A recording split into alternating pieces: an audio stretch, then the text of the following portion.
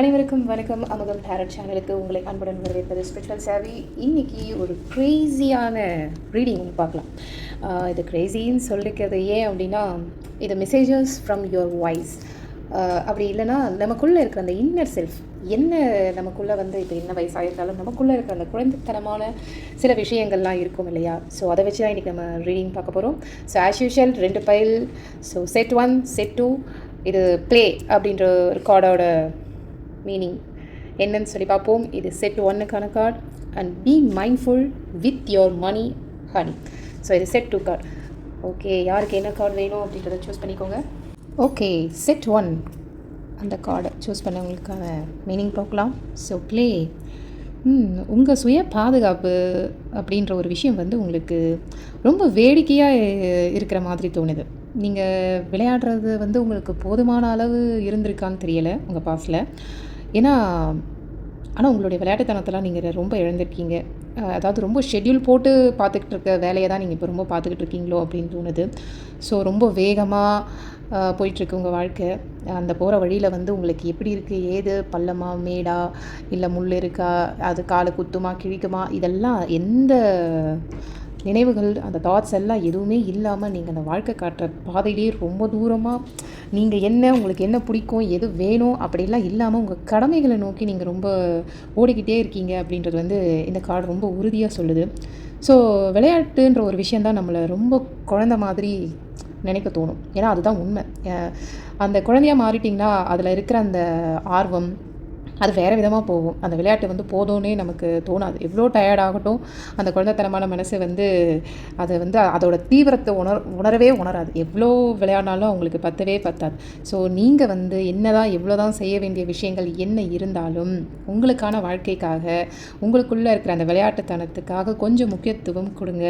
So நீங்கள் தயவு செஞ்சு உங்களுக்கு பிடிச்ச மாதிரி ஏதாவது மூவிஸ் போங்க. வீட்டில் யாராவது வந்தால் இல்லை ஒரு வயசானவங்களை பார்த்தாலோ அவங்களுக்கு நீங்கள் சாப்பாடு கொடுக்குறது, இல்லை அவங்களுக்காக கொஞ்சம் நேரத்தை செலவிட்டு அவங்க கூட கொஞ்சம் பேசி விளையாடுறது. ஏன்னா பொதுவாக நீங்கள் குழந்தைங்களோட பேசி விளையாடும் போது எப்படி நம்ம குழந்தையாக மாறிடுவோமோ அதே மாதிரி தான் வயதானவர்களும்.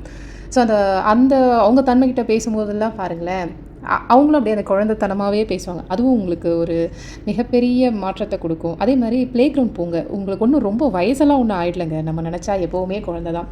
ஸோ உங்களுக்குள்ளே இருக்கிற அந்த குழந்தைத்தனம் பிரகாசிக்க கொஞ்சம் நேரம் கொடுங்க. கொஞ்சம் இல்லை, நிறையவே நீங்கள் என்ஜாய் பண்ணி வாழ வேண்டியது இருக்குது. ஸோ இதான் செட் 1 கார்டுக்கான மீனிங். ஸோ விளையாடுங்க. உங்களுக்குள்ளே இருக்க அந்த விளையாட்டுத்தனத்தை குறும்பெல்லாம் ரசிங்க. அதுக்கான நேரத்தையும் ஒதுக்குங்க. கடமை செய்யுங்க, ஆனால் இதுக்கையும் கொஞ்சம் பார்த்துக்கோங்க. அண்ட் செட் 2க்கான கார்டு. நீங்கள் உங்கள் சக்திக்கு மேலே செலவு செய்கிறீங்களோ, இல்லை உங்களுடைய பேங்க் அக்கௌண்ட்டோட என்ன டீட்டெயில் என்ன இருக்குது, எப்படி இருக்குது, இதை பற்றி ஏதாவது சிந்தனை இருக்கா? இல்லை எதிர்மறை உணர்வுகள், இல்லை உங்களுடைய வலியை, இல்லை ஏதோ ஒரு விஷயத்தை போக்கிக்கிறதுக்காக அடிக்கடி ஷாப்பிங் பண்ணுறவங்களா இருப்பீங்களோன்னு தோணுது. உங்களுக்கு அந்த மணி ரிலேட்டடாக இருக்கிற அந்த ஒரு உறவு தூய்மைப்படுத்துவதற்கான நேரமாக கூட இது இருக்கலாம். பிகாஸ் என்ன ஏதுன்னு அர்த்தம் தெரியாமல் நிறைய செலவு பண்ணுறதால கூட இந்த கார்டு உங்களுக்கு வந்திருக்கலாம். அப்போது உங்களை சுற்றி இருக்கிற இந்த பயம், அவமானம் இதெல்லாம் விட்டுட்டு உங்கள் எதிர்காலத்துக்கான பொறுப்பை தயவு செஞ்சு இன்றைக்கி கையில் எடுத்துக்கோங்க. ஏன்னா கடந்த காலத்தில் நீங்கள் எடுத்த எந்த ஒரு விவேகம் இல்லாத முடிவுகளும் உங்கள் பின்னால் தான் இருக்கும். ஏன்னா அது தேவைப்படும் இடங்களெல்லாம் அதோட வழிகாட்டுதலை நமக்கு சரியான நேரத்தில் கொடுக்கணும். அது மட்டும் இல்லாமல் நிதி வாழ்க்கையோட அந்த பெரிய அந்த பெரிய விஷயத்தெல்லாம் உங்கள் மனசுக்குள்ளே ரொம்ப பதிய வச்சுருக்கீங்க. ஸோ அதை நினைவில் வச்சுக்கோங்க. ஏன்னா சேமிக்கப்பட்ட பணம், சம்பாதித்த பணம் உங்களுடையது. அது எவ்வளோ அர்த்தமுள்ளதாகவும் இருக்கணுமோ அதையும் நீங்கள் தான் பார்த்துக்கணும். ஸோ பாஸ்ட்டை காரணம் காட்டி ப்ரெசென்ட்டில் நீங்கள் அதிகமாக இந்த மாதிரி தேவையில்லாத விஷயத்துக்கெல்லாம் செலவு பண்ணிங்கன்னா ஸோ எதிர்காலம் எப்படி இருக்கும், ஃப்யூச்சர் எப்படி இருக்கும் அப்படின்றத யோசிச்சுக்கோங்க. ஏன்னா இதெல்லாம் சொல்கிற அளவுக்கு நீங்கள் ஒன்றும் மெச்சூர்டு இல்லாத பர்சன் இல்லை. ஆனால் நீங்கள் இப்போ ரொம்ப செலவு பண்ணுறீங்க அப்படின்னா உங்களுக்கு பாஸ்டில் நடந்த சில கசப்புகள் தான். இதெல்லாமும் கொஞ்சம் மாற்றிக்கோங்க.